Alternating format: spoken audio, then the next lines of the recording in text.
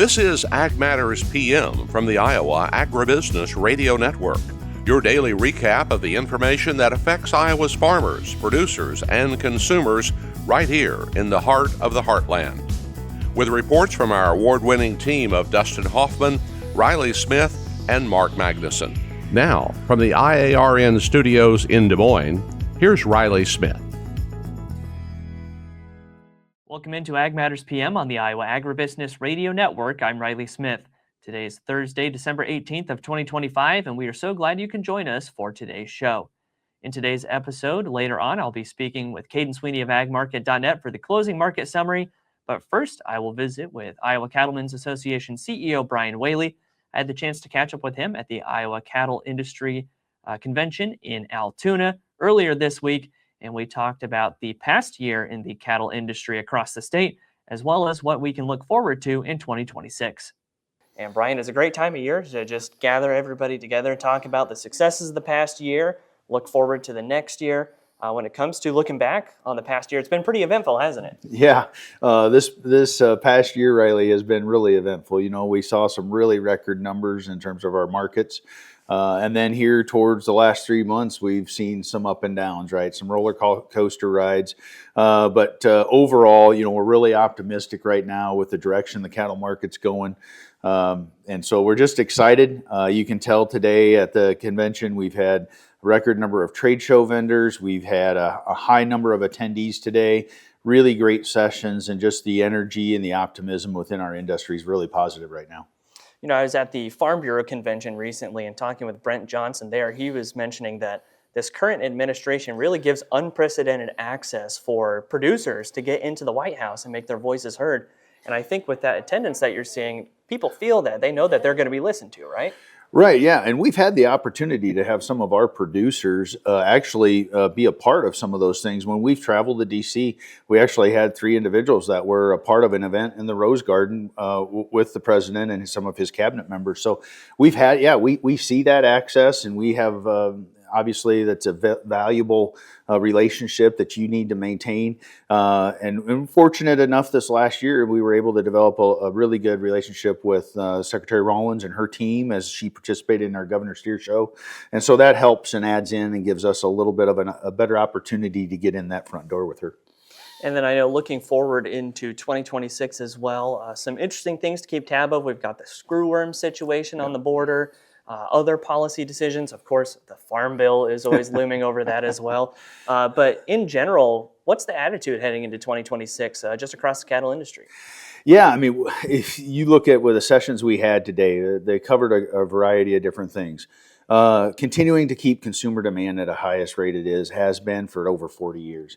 I mean, our producers do a great job and have made significant strides in genetics and how they feed and husbandry practices that really allow us to put out a good product for our consumers. Obviously, paying attention to the markets is going to be another thing. And you mentioned the screwworm. When does that border open? And how does that impact those markets and the things that are occurring within those markets, and how many cattle are going to be allowed to come over at once, and what does that do? I think another thing we've got to look at is a continued supply. I mean, obviously our cows, it takes a longer time to get a calf to be able to get processed, right? And I think we're going to have to continue to watch that supply and how tight that gets going forward as well. And then the Farm Bill, that's something that we would have really loved to have them dealt with right away, but it got passed in the continuing resolution. And so we're really going to work hard to make some changes. And one of the key priorities we have within that Farm Bill is really looking at some CRP reform. You know, we really feel that Iowa is a prime location to really continue within this protein market. And there's a drive for pork protein right now within the diets and the movements, the dietary guidelines. And so we need to position Iowa to do that. And in order to do that, we need to have some additional grazing lands or some opportunities to establish our cow herds, and then feed those here in Iowa with the feedstuffs that we have. So I think our cattle industry in Iowa is very primed to continue to move forward and make big strides over the course of this next year. And like you mentioned, with the cattle industry in Iowa being in a unique position, really not a better state to see the mix of a strong cattle industry and the strong grain side of things. There's really opportunity for some, like you mentioned, really unique things to be pursued here. Yeah, I mean, I think you look at what we can do in this state with the feedstuffs that we have and we produce. Even on the forage side, we had a really great spring last year. We've got a lot of producers that are looking at other opportunities that feed cattle, that are looking at what are some of those other grains that we can add in, if it's rye in a cover crop or something, and maybe harvest that and use that for an additional feedstuff. So we are positioned very well here, and even as you look at other states having the opportunity to maybe ship cattle in to be fed here, we're just positioned in a very, very good place right now. All right, Bryan, lots of great information today. For anyone who wants to stay up to date with the Iowa Cattlemen, where should they go to do that? Yeah, we have a Facebook page, Iowa Cattlemen's Association Facebook page. We have an Instagram page as well as our website, iacattlemen.org. And if you have trouble with any of those, feel free to reach out to the office. We'd love to visit with you. All right, Bryan, enjoy the rest of the night and have a great rest of the convention. Thank you, Riley. We appreciate the support of Iowa agribusiness. Thanks again to Iowa Cattlemen CEO Bryan Whaley for joining us on today's show. And we'll go ahead now and take a look at the closing markets. And joining me is Kaden Sweeney of agmarket.net. Kaden, what do we see going on in the grain markets today? Yeah, more of the same as far as soybeans are concerned. Just continuing to see, dramatic sell-off there that we really have over the last couple of weeks. Corn a bit stronger on the day, which is a nice sign. 2 days in a row here, up 3 or 4 on the close, but beans going to close on the low here, down 7 or 8 cents. Just continuing to see, free fall there. We thought, after we got the gap closed, maybe hopefully would see some, some follow through, some buying come through. That hasn't happened yet. We're up against a 200-day moving average here, and hopefully that holds. But again, just more of the same so far today. And then as we look at the conditions down in South America, we know there's some dryness in the forecast. Looking at here soon, they'll be getting to kind of the critical stages of the crop growth cycle to really need to see that moisture. But as of right now, do we think there's too much of a focus down in South America, or maybe more into January that we'll see that? Yeah, my gut feeling is usually that's more of a January problem. Kind of about the time that the new year comes is kind of when we will really focus our attention down there. And it's one of those scenarios where if they do kind of get into some dryness and whatnot, this could be a pretty interesting market with China finally back, buying from us again, and anything Brazil can't produce, hopefully is business coming back our way. So I think the market will be pretty in tune to, their weather forecast, how it winds up, maturing as far as the crop goes, and then coming out. And any shrink in production, I think the market's going to like for sure. And of course, we have Argentina making that cut to its export tax as well, but even with the cheaper prices they have down there, I mean, even before the tax cut, they had cheaper prices. We're still expecting to see some purchases from China of U.S. soybeans, right? I mean, they seem to be committed to meeting that obligation.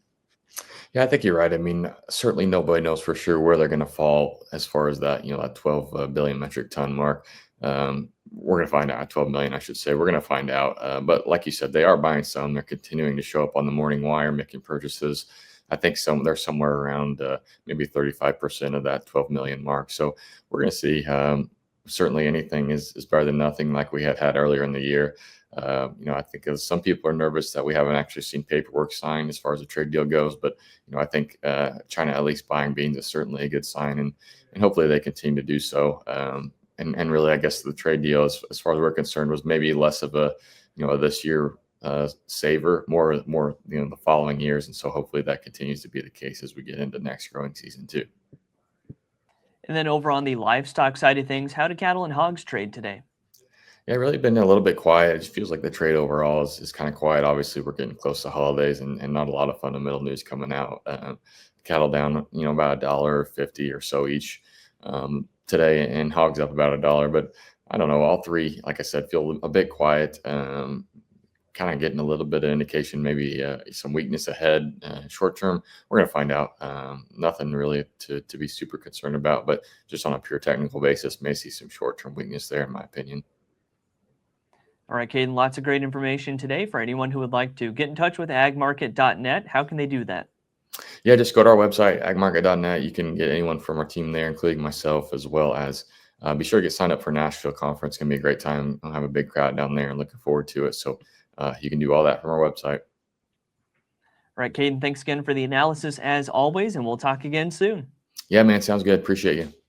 That again was Kaden Sweeney of agmarket.net. We'll take a look at how the numbers close through the market window at iowaagnet.com. At the close, March corn up 4 even at 444.5. January soybeans down 6 even at 1052 1/4. January soybean meal up 20 cents at $298.40. Soybean oil down 41 cents at $48.11. Chicago wheat up 1.5 at $507 3/4. Kansas City hard red winter wheat up 9 1/4 at $517 even. Minneapolis spring wheat up 11 even at $573 even. March oats up 10.5 at $297 1/4. On the Merc, February live cattle down $1.15 at $228.40. January feeders down $1.25 at $340.27. February lean hogs up $1.12 at $84.12. Pork cutout went unchanged at $93.75. And January Class 3 milk down 30 cents at $15.59. That's been a check of the markets, and that also brings us to the end of this episode of Ag Matters PM. You can find all of our daily ag news content on our website at iowaagnet.com. From the Iowa Agribusiness Radio Network studios in Des Moines, I'm Riley Smith. On behalf of Dustin Huffman and Mark Magnuson, we thank you for joining us today. This has been Ag Matters PM.